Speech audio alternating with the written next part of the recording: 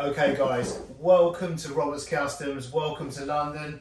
Today we're taking a break from working on our project bikes to take a look at a bike seat, a very special vintage Brooks B5N leather bike saddle. This one's actually a really dark brown. At first glance it's so dark brown it looks black, but I assure you in real life this is a dark brown, although in real life like I say, at first glance it looks black too. Now what I want to do, I'll briefly explain how I came into possession of this, why I've got it, why I feel making a video about it is necessary, and then we'll take a close look at some of the pictures I've taken of this, and hopefully if you're in the market for a Brooks saddle, that may help your decision. So I bought a job lot of bike seats on eBay, and this was part of that job lot. And I bought the job lot hoping that some of the seats would help in my retro and vintage bike builds, and the rest, the plan was and is to flip them back on eBay and at the very least recoup some costs and hopefully make a small profit. And this is surplus to requirements. It's one of the seats that I plan to flip and sell on eBay, hopefully for a small profit. Don't panic, this isn't a sales pitch. By the time do panic if you're hoping to buy this, because by the time you're watching this one, the auction will have ended, this will be sold, and with its hopefully happy new owner. However, in the process of selling this, what I've discovered, I asked our AI to research Brooks and in particular this, the B5N, to help write the title and description for our auction. And there wasn't a great deal of information available, but the information that is out there I don't think truly reflects the quality of this seat. I think it lacks context, and it's been repeated over and over. Every time it gets repeated, something's been added to the story, and I don't think it's true, in short, and I'll explain why. Online it states, and this part of this might be true, that this model was used by bike builders to supply with bikes, that it was a lower priced model, a lower quality model, and a favourite with bike builders. They describe it as an OEM product, which is really used by the car industry, but it was, it was a component part in the same way you'd buy Shimano gears. When they wanted, they would buy the gears from Sturmey Archer or Shimano, and then when they wanted to see it, they would go to Brooks. Now, that by all accounts was true of most bike builders up until the 1930s. I read somewhere that up to 50% of bikes produced in Britain had a Brooks saddle. But this one is from 1968, according to the stamp on the bottom. Not according to the internet. According to the internet, these were made in the 1970s. But yeah, this one, according to the person that sold me, this was made in the 1980s. So someone's wrong. But yeah, this one's stamped B68. And at first I thought maybe I had it upside down and it was 89, but it's not. This one is 1968.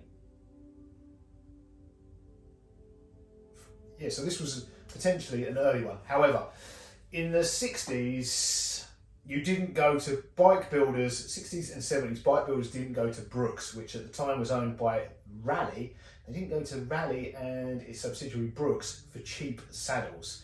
It would be like today, if you go and buy a Pashley bike for £1,000, it will come with a Brooks saddle, and it will come with a standard saddle, a lower priced Brooks saddle. Doesn't make it a cheap, low quality saddle. They're still coming with a high end.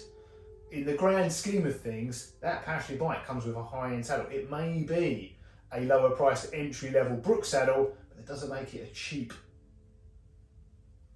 by all accounts, a cheap. And they're not, I don't believe that they're just branded, what would you call that? Licensed. They come with a well-made leather Brooks saddle. And that's where these come in. These may well have been favoured by bike builders, and they may well have been an entry-level price point. They are constructed in the same way as a standard B17 is today. The steel frame, the steel rivets, so these are not hand hammered copper rivets, these are the machined steel ones, and brown leather. But all in all, the construction is the same as a standard B17. You could now, the standard B17 is an entry-level price point. It doesn't mean it's an entry-level budget cheap seat. It's not a top-of-the-range special. I think at the moment the list price on Brooks for a B17 is £135. The specials 175. I think the titanium railed version's 245. But still, in the grand scheme of things, 135 for the recommended retail is an expensive, high-quality seat. And I think that's what this was too. It may have been favoured by high-end bike builders, doesn't mean it was a low-quality seat. Because what this is, they've used, I measured this, the measurements of this are slightly different. Again, the measurements are slightly different to those specified online. This is 285 millimetres in overall length, and it doesn't appear, that is not threaded, that bit there, it doesn't appear to have been stretched much, if at all. So that is very close to its original length. It may be 2 or 3 threads longer, which would be probably 3 or 4 mil maximum, but yeah. 285, I think this was 145 wide and about 70 high. So what that would make this is comparable to a B17N or narrow in overall size.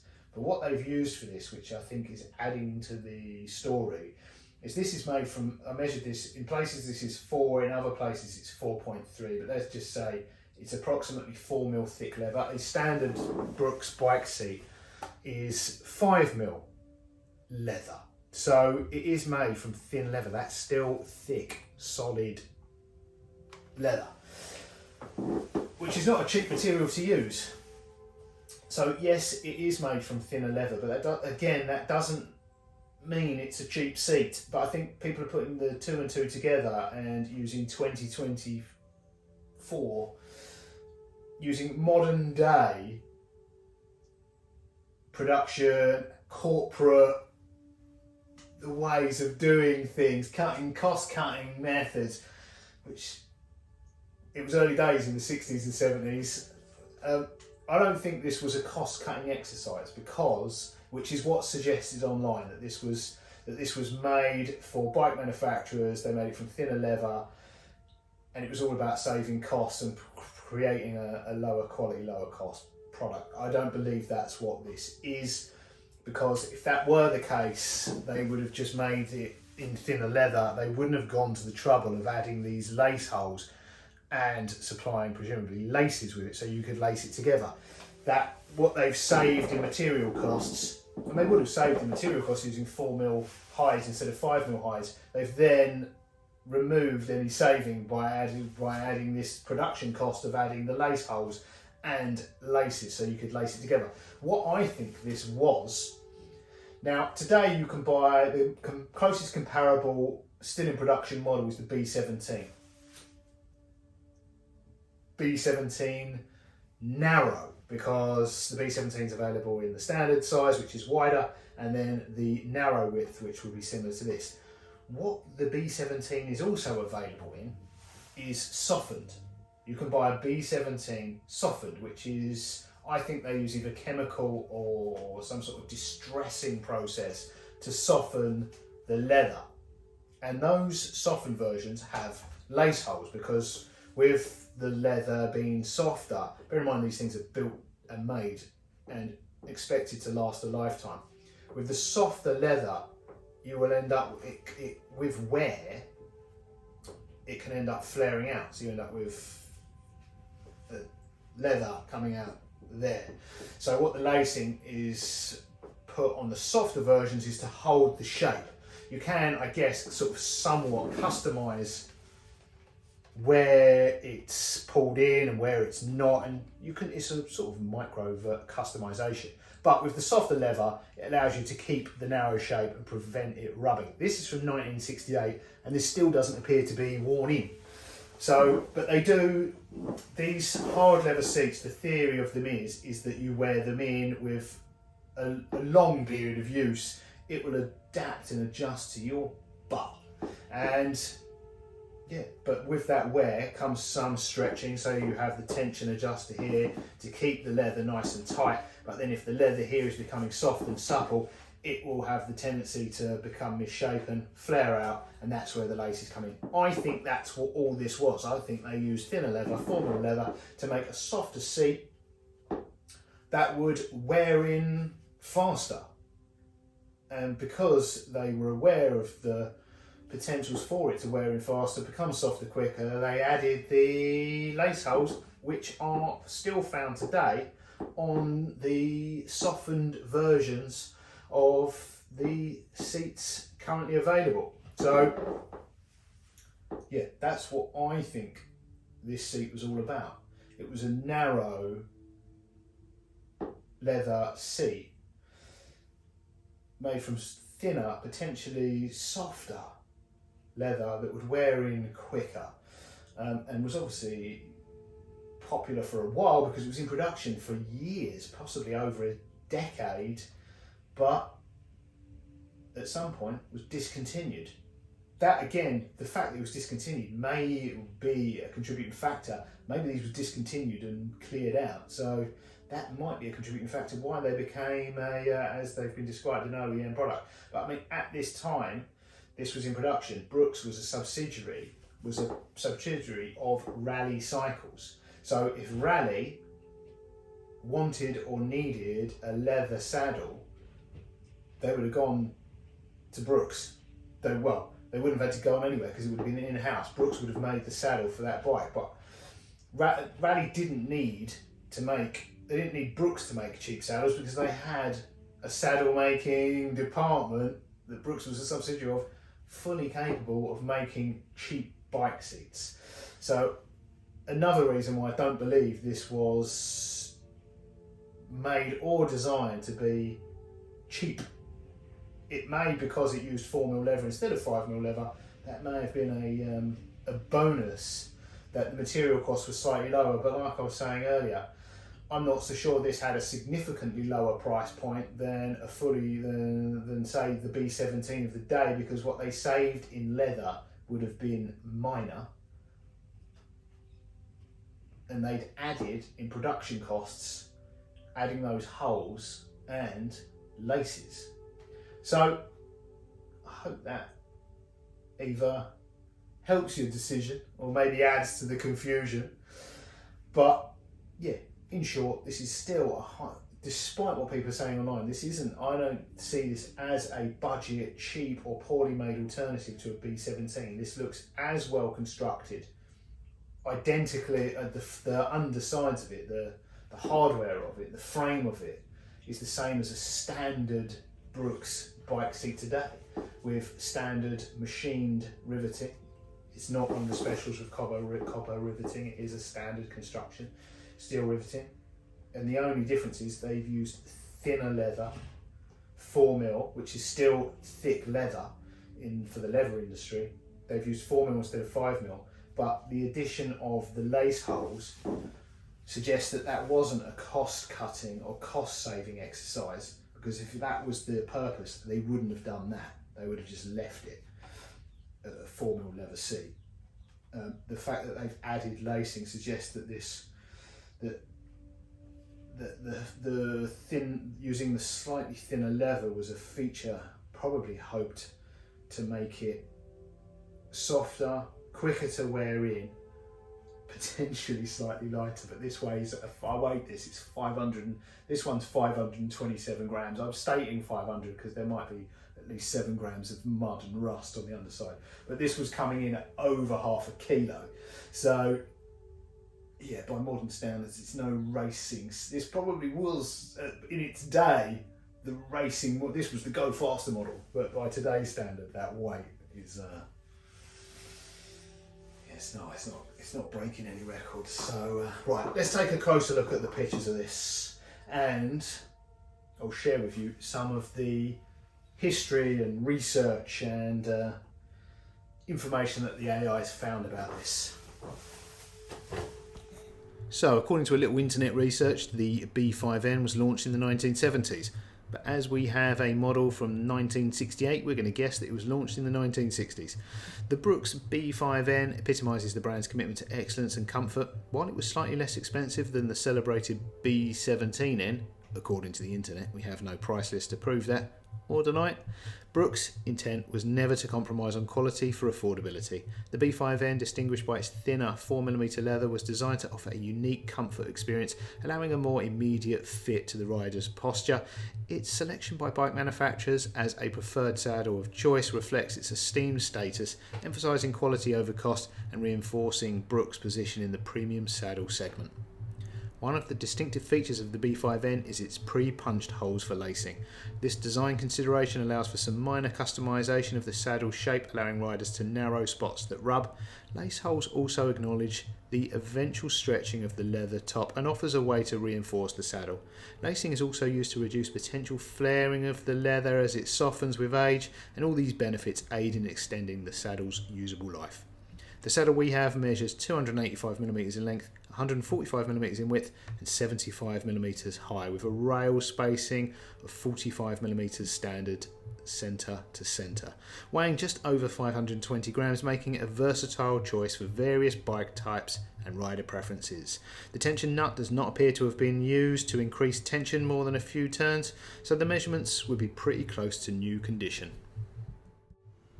Cyclists who've ridden the B5N praise its ability to conform to the rider's shape over time, a characteristic feature of leather saddles. This personalised fit contributes to the saddle's reputation for unparalleled long-distance comfort, as echoed in discussions by seasoned cyclists. They highlight how, unlike modern saddles, the Brooks B5N and its counterparts become more comfortable with use, a quality that is particularly appreciated on vintage or retro style bikes.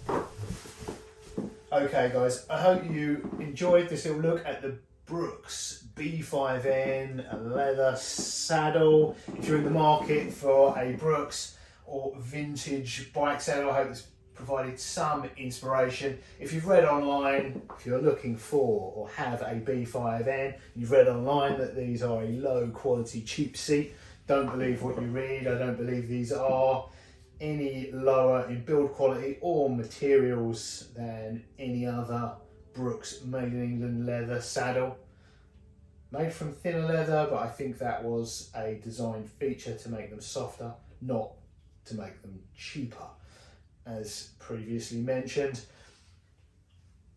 These are not for everyone, and I mean that about Brooks saddles in general. I think if you're looking for a vintage looking and feeling saddle, then this mix of leather and steel, and if you can afford it, copper,